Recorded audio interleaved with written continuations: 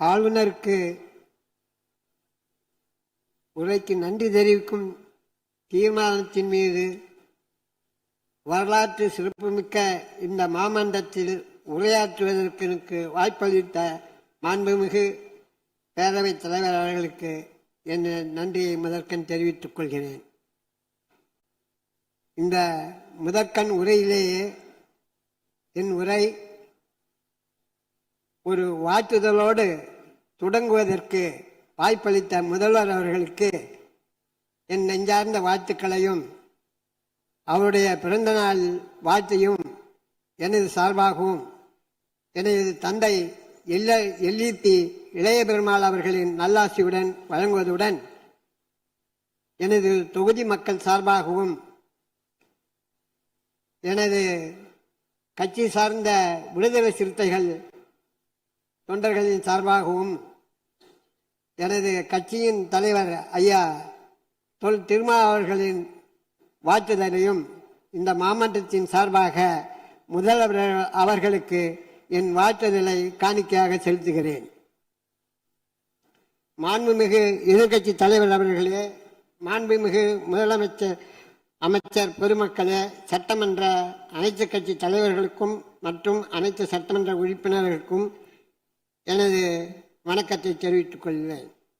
இந்த வரலாற்று சிறப்புமிக்க சட்டமன்றத்தில் எனக்கு வாக்களித்து அனுப்பிய காட்டுமன்னார் கோயில் தொகுதி மக்களுக்கும் எனது எழுச்சி தலைவர் தமிழர் தொல்காப்பியன் திருமாவளவர்கள் அவர்களுக்கும் நெஞ்சார்ந்த நன்றியை காணிக்கையாக்குகிறேன். இத்தருணத்திலே ஒடுக்கப்பட்ட மக்களின் தனிப்பெரும் தலைவராக விளங்கிய எனது தந்தை ஐயா இளைய பெருமாள் அவர்களை பெருமிதத்துடன் நினைவு கூறுகிறேன்.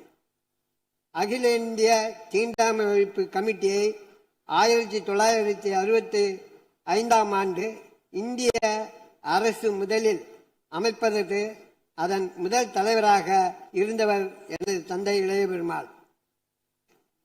பட்டியலின மற்றும் பழங்குடியின மக்கள் எதிர்கொள்ளும் தீண்டாமை, அவர்களின் பொருளாதாரம் மற்றும் கல்வி மேம்பாடு குறித்து ஆய்வு செய்ய ஐயா இளைய பெருமாள் தலைமையில் குழு அமைத்தது இந்திய அரசு. ஐயா இளைய பெருமாள் குழு அறிக்கையின் அடிப்படையில் தான் 1976 குடியுரிமை பாதுகாப்பு சட்டமும் 1989 தலித்துக்கு எதிரான வன்கொடுமை தடுப்பு சட்டமும் கொண்டு வந்தது இந்திய அரசு.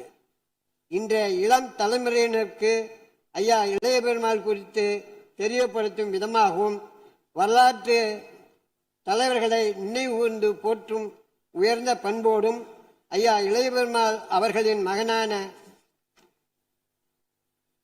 எனக்கு சட்டமன்றத்தில் தேர்தலில் போட்டியிட வாய்ப்பளித்த எனது தலைவர் எழுச்சி தமிழர் தொல்காப்பியன் திருமால் அவர்களை வணங்குகிறேன். ஆளுநர் அவர்கள் உரையில் இருமொழி கொள்கை உறுதியுடன் தொடர்ந்து கடைபிடிக்கப்படும் என்ற அறிவிப்பும் சென்னை உயர்நீதிமன்றம் மற்றும் சென்னை உயர்நீதிமன்றம் மதுரை கிளையில் தமிழ் மொழியை வழக்காடு மொழியாக பயன்படுத்தியதற்கு உச்சநீதிமன்ற கிளை சென்னையில் அமைக்கவும் வலியுறுத்தும் என்ற அறிவிப்பு மிகவும் முக்கியமானது. சாமானிய மக்களும் நீதி வேண்டி நீதித்துறையை அணுகும் நிலைக்கு இந்த கோரிக்கை வழங்குவதற்கு நன்றி. தேசிய கல்விக் கொள்கை 2020 தமிழ்நாடு அரசு கடுமையாக எதிர்க்கும் என்ற அறிவிப்பும் வரவேற்கத்தக்கது. குறிப்பாக தமிழ்நாட்டிற்கு கிடைக்க வேண்டிய நிதியை விடுப்பதற்கு முன்மொழியாக கல்விக் கொள்கையை முன்முனைத்து ஒன்றிய அரசு கொண்டிருந்த ஏற்றுக்கொள்ள முடியாது அரசு கொண்டு வந்திருப்பதை ஏற்றுக்கொள்ள முடியாது அல்ல என்ற அறிவிப்பும் மிக முக்கியமானது.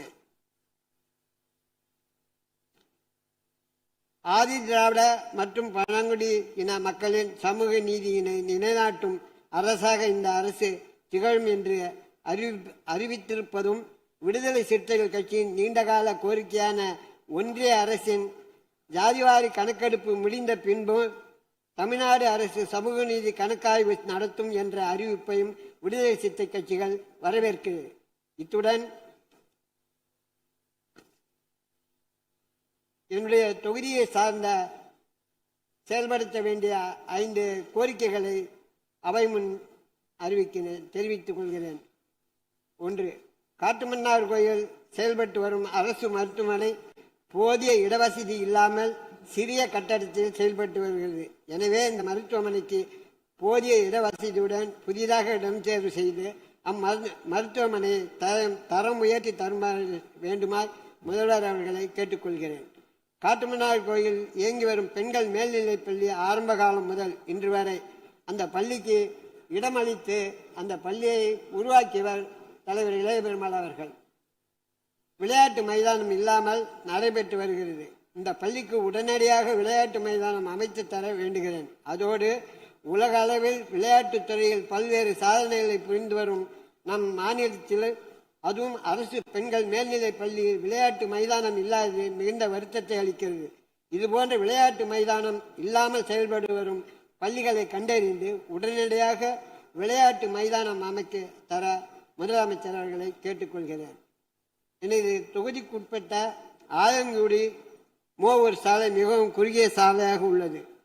அரசு மேல்நிலைப் பள்ளியில் 500க்கும் மேற்பட்ட மாணவர்கள் பயின்று வருகின்றனர். மாணவர்களுக்கு பொதுமக்கள் இந்த மேற்பட்ட மாணவர் வருகையினால் வருகின்ற வண்டி சாலை பயன்படுத்தி வருகின்றனர்.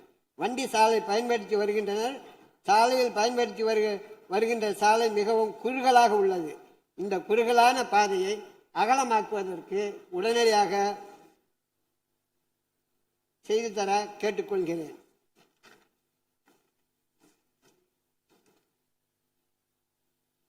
தொகுதியில் அந்தந்த பாதிக்கப்பட்ட பகுதியாக கருதப்படும் சாலை விரிவாக்கத்தை உடனடியாக செய்து தருமாறு கேட்டுக்கொள்கிறேன்.